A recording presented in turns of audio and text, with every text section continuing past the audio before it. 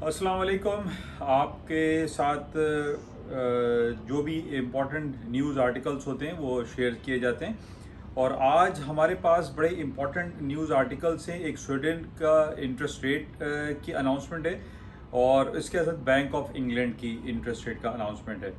अच्छा, bank of England को ज़्यादा इम्पोर्टेंस दी जाती है क्योंकि जाहिर है कि बैंक ऑफ इंग्लैंड जो है अमेरिका के बाद सबसे बड़ा बैंक तस्वुर किया जाता है। इसका इंटरेस्ट रेट 5% चल रहा है, जो कि कहा यह जा रहा है कि 4.75 जो है उसका इंटरेस्ट रेट कर दिया जाएगा, यानी 25 basis point interest rate cut होगा। इसके अलावा जो जॉबलेस क्लेम की आज जो रिपोर्ट आएगी वो भी बहुत ज़्यादा होकर आ रही है, जो कि स्टॉक मार्केट के लिए ख़राब है। और अब ये देखना पड़ेगा कि अमेरिका की स्टॉक मार्केट है जो कि ऑल टाइम हिस्ट्री हाई पे इस वक्त खड़ी हुई है, चाहे वो S&P हो, डाउ जोन्स हो या नेस्डैक हो। S&P 5,965, 950, 955 का इसने हाई कर दिया है। 6,000 के बैरियर को ये टच करने वाली है। इसी तरीके से नेस्डैक हमारे पास है, अमेरिका की स्टॉक मार्केट का एक one of the biggest stock index है, जो कि नेस्डैक है वो भी 21,000 पे जो है वो ट्रेड होने वाला है। यानी तीनों, यानी S&P, डाउ जोन्स, नेस्डैक, ये तीनों अपने ऑल टाइम हिस्ट्री हाई पे खड़े हुए हैं और इसमें ऊपर जाने के मजीद चांसेस दिखाई दे रहे हैं।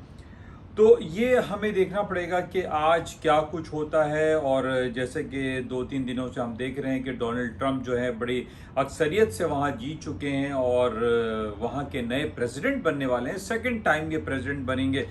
और बहरहाल ये काफ़ी इम्पोर्टेंट है। और जिस तरीके से स्वीडन, बैंक ऑफ इंग्लैंड में इंटरेस्ट रेट की कहानी है, जॉबलेस क्लेम का जो सिलसिला है, या फिर जो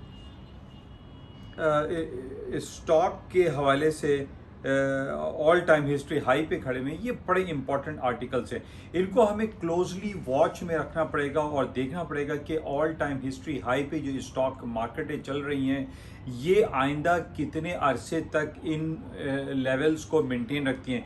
क्या S&P 6,000 के बैरियर को क्रॉस करेगी? क्या नेस्डैक 21,000 को क्रॉस करेगा? या इसी तरीके से डाउ जोन्स जो है वो अपने नए लेवल्स बनाता है या नहीं बनाता है? इसको हमें क्लोजली वॉच में रखना पड़ेगा।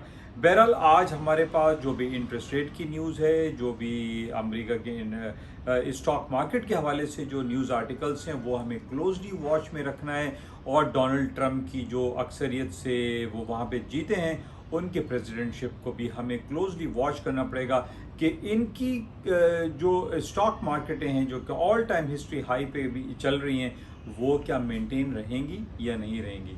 इसको हम देखते हैं और इसको चेक में रखेंगे कि अमेरिका की स्टॉक मार्केटों में क्या कुछ होता है। Thank you. खुदा हाफिज़। यासीन।